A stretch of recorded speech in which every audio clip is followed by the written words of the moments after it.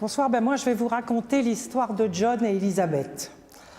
John et Elizabeth, ils sont diplômés d'une grande université américaine et d'une grande université française. Ils ont le même âge, ils rentrent dans le même groupe au même salaire.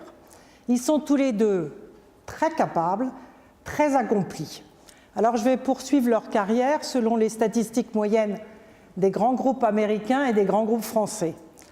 Premier poste de manager, John aura 2 chances sur 3 d'obtenir ce poste, Elizabeth 1 chance sur 3. Si on va plus loin sur le niveau des seniors exécutifs et des vice-présidents, puis alors à ce moment-là, John aura 3 opportunités sur 4 d'obtenir la position, Elizabeth 1 sur 4.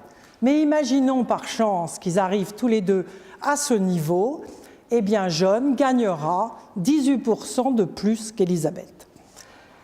Et si on veut, il n'y a pas de raison, les promouvoir au comité exécutif de leur société, eh bien, John aura 9 chances sur 10 d'être intégré, et Elizabeth 1 chance sur 10. Alors on peut dire que la situation n'est pas acceptable et que c'est une question de justice. Mais pour moi, c'est beaucoup plus que ça, c'est une question économique. Je voudrais vous donner des statistiques reprises par Madame Christine Lagarde, qui a eu la gentillesse de faire la préface de mon dernier livre américain Breaking Through, et qui dit que si les femmes étaient employées au même niveau que les hommes, le GDP, Gross Domestic Product, bondirait de 5% aux États-Unis, 9% au Japon, 27% au Brésil. Donc vous voyez que réduire ce gap transformerait positivement la croissance mondiale, puisqu'un milliard de femmes pourraient contribuer bien plus à l'économie.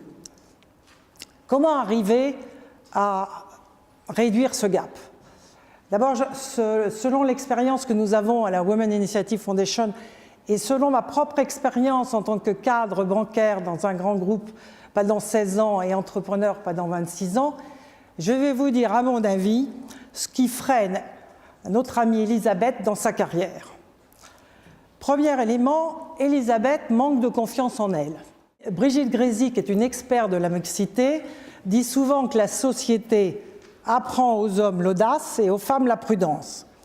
Eh bien, très souvent, trop souvent, inconsciemment ou consciemment, Elizabeth a l'impression que le pouvoir et l'argent, c'est une affaire d'hommes, et que s'occuper des enfants ou s'occuper des gens autour, c'est une affaire de femmes.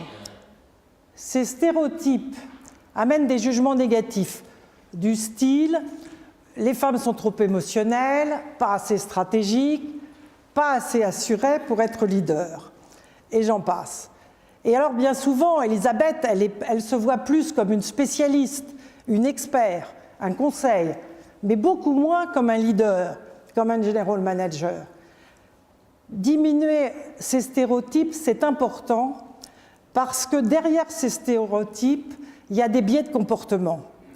Et là, on voit par exemple des managers, hommes et femmes, parce que les stéréotypes sont largement partagés par les deux sexes, qui vont, par bienveillance, ne pas proposer à une jeune mère une position parce qu'ils pensent que c'est incompatible avec ses horaires de famille.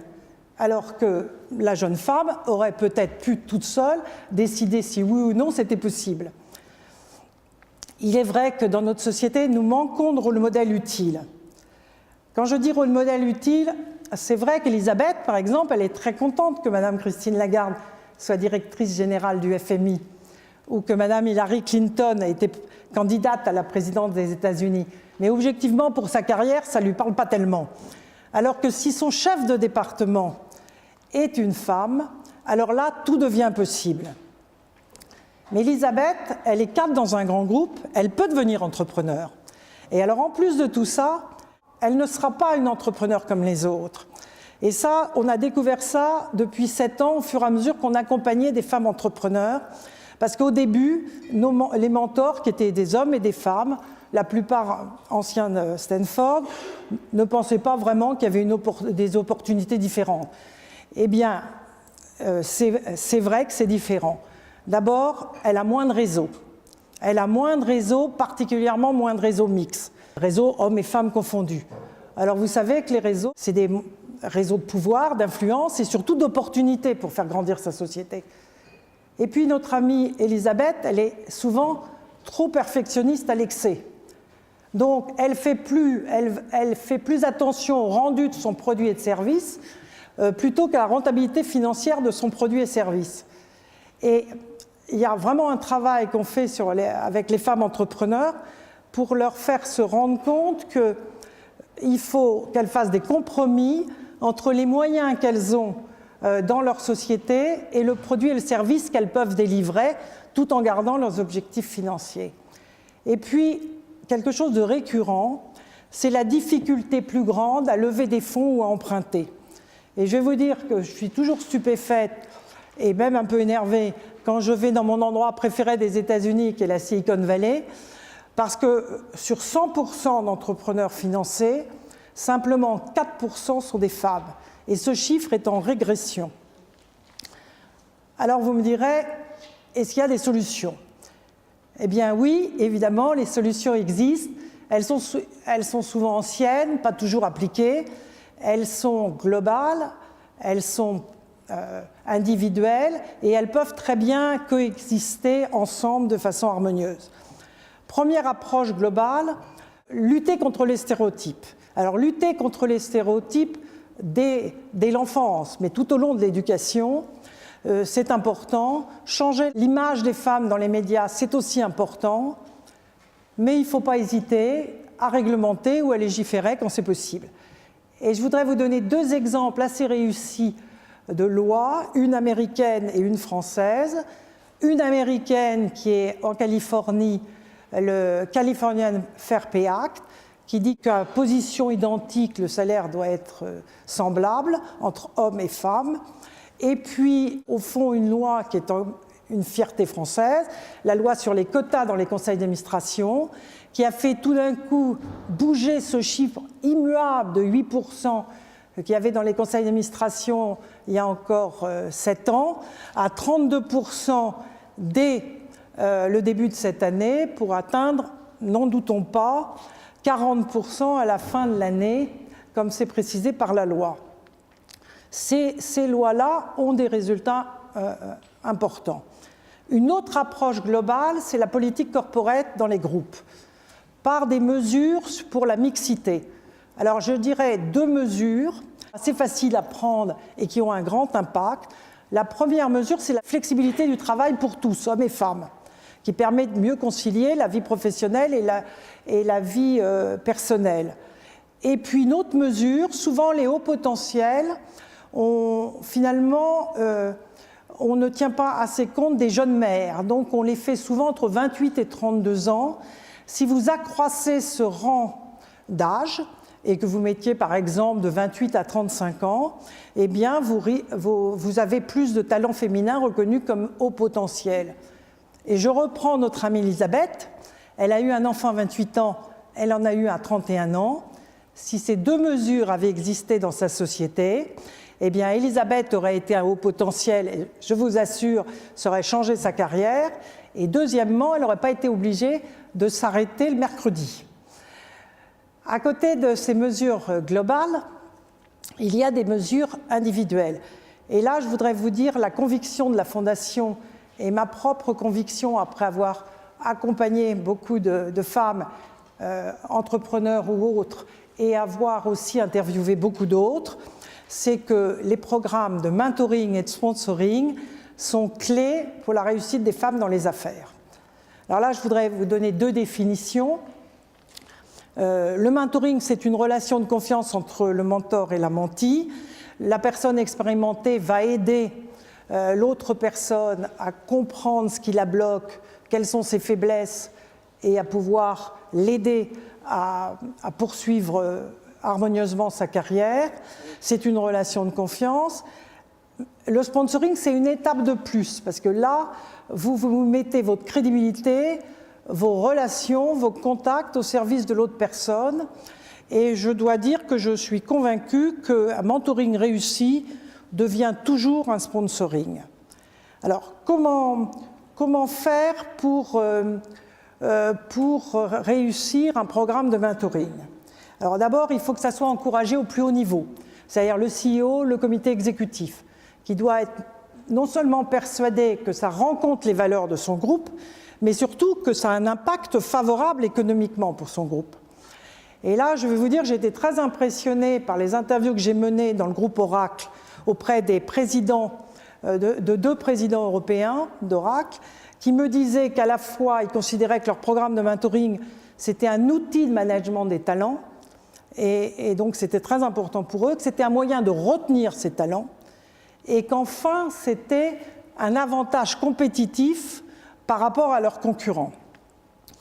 Il faut aussi, messieurs, parce qu'il y en a dans la salle, que vous soyez tout à fait importants dans ces programmes de mentoring et de sponsoring, non seulement parce que vous êtes les plus nombreux souvent dans les groupes, mais parce que c'est très important que vous soyez convaincus que ces programmes-là ont un impact favorable à la fois dans l'équilibre de votre groupe et à la fois dans son intérêt économique. Il faut aussi que le processus soit organisé mais volontaire. Ce qui veut dire que c'est en effet une relation de confiance, c'est une relation gratifiante pour tout le monde, le mentor, la mentie, mais il faut savoir à quoi s'attendre. Un mentoring, ce n'est pas une promotion immédiate à la sortie du mentoring. C'est pour vous aider à vous faire grandir.